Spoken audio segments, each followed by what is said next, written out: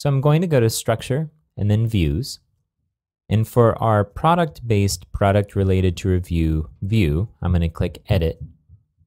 And what we'll do is take this title here and we'll cut it out, and we're actually going to paste it in a different section, and we'll click Apply All Displays. And then for our block name over here, we'll go ahead and paste it in. This is what displays in Administer Structure blocks. So this text will give us a little bit more of an indicator of what we're working with. So I'll click Apply, and let's click Save. And then I'll exit out of the overlay, and then we'll scroll down, and you see our title is gone here.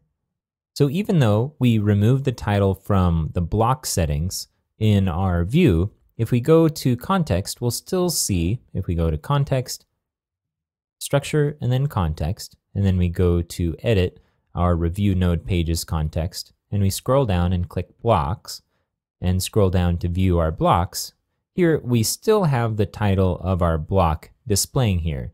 So we can either use the administrative title, or we can use the block title in order to be able to title the blocks in administrative pages.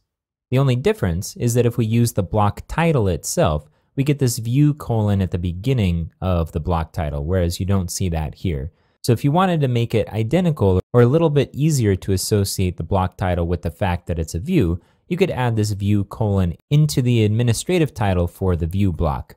Okay, I'm going to exit out of the overlay.